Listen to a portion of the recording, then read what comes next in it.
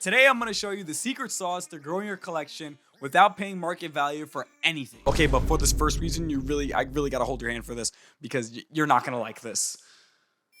You gotta stop ripping packs. Just hear me out for 1 second. So say you're trying to pull an SAR and you've been ripping packs for however long you've been doing it for. The average SAR in the Mega Evolution era is about 1 in 80. Let's just use Phantasmal Flames for example. Say you want to pull the Charizard. Every Phantasmal Flames pack is about, I'd say like $6 or $7. If we go strictly MSRP though, it's about $4 per pack. You get the chance to pull a Charizard. That's not too bad. If we do some basic math here, 4 times 80 is about, just give me 1 second. That's about $320 at least you're spending just for a chance to pull the SAR Charizard. Now, I'm not saying that that's a terrible thing, that you should just never rip again. You know, I approve of your gambling. But if you were looking for just a specific card, there is a very slim chance that you get it just from ripping. Because of course, there's a chance that you go for the Charizard and then you pull the Mega Lopunny. Now, of course, everybody loves ripping. I really can't tell you to stop ripping because you're not gonna stop ripping. But if you are looking for a specific card in a set, it is normally better to just buy it outright and not run the risk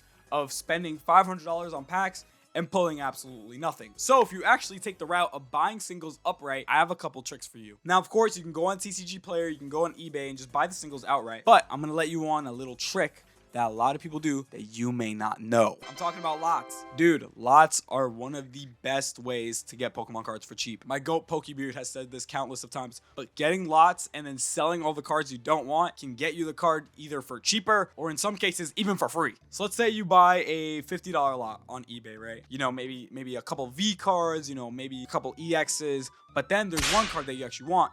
Like say like it's an illustration rare. The total value of that lot could be a lot more than $50. It could be like 70, could be like 75, you know, something about that range. So if you buy the lot at $50, if you sell out some of the cards, of course, it might take a little bit of elbow grease and some work, but you'll virtually get the card that you actually want for free. So look, just to use as an example, this eBay lot right here is $60. It has 4 mega cards, you know, pretty cool stuff. That Mewtwo alone is $40. So let's say you bought the lot, you sold the Mewtwo, you can keep the other 3 megas for 20 bucks. That is a steal. I filled out this entire binder just by buying lots, and it has saved me so much money. When it comes to buying lots, you can do eBay. Sometimes you can get a really low auction snipe if you're very lucky, so I would definitely look out for that as well. I'm not saying this is a foolproof method, but anytime that you have, scroll through eBay, see the listings, and also look at the auctions that are ending in like 10 minutes, 5 minutes. It pays very well to have open eyes and have a lot of intel on what you want to buy and what everything's worth. So you'll get rewarded for your effort. Oh my God. You can also do lots on Facebook Marketplace. I will say Facebook Marketplace does require more effort. You have to negotiate, you have to price things out. It's a little bit more of a process than eBay where it's just kind of straight up and you can just buy it. Facebook Marketplace, you got to do the meetup and stuff. So it's not for everyone. But dude, the steals that you can get on Facebook Marketplace is absolutely wicked. Sometimes people just want to get rid of their collections. Maybe they don't like Pokemon anymore. You can scoop those up for a pretty decent price and still walk away with cards that you like. Now, I'm not saying go on Facebook Marketplace and lowball everyone because that's not gonna work. However, if you see a good deal on Marketplace and you want a lot of the cards, hit them up and be like, yo, is this available? Half of the time, you'll probably get your cards under market just by a little bit, and it's a pretty good deal for both sides. Okay, this next method requires a little bit more effort.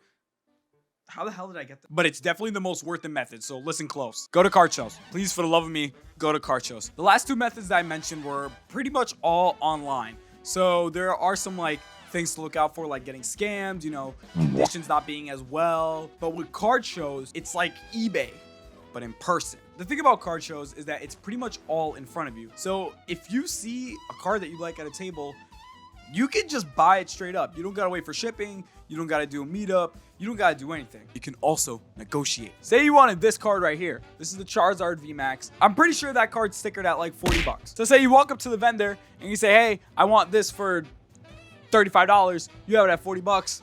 Chances are they're gonna say yes. So you can get this for $35. When in reality, it's 40 bucks. Now that may not seem like a huge difference. I mean, $35 versus $40.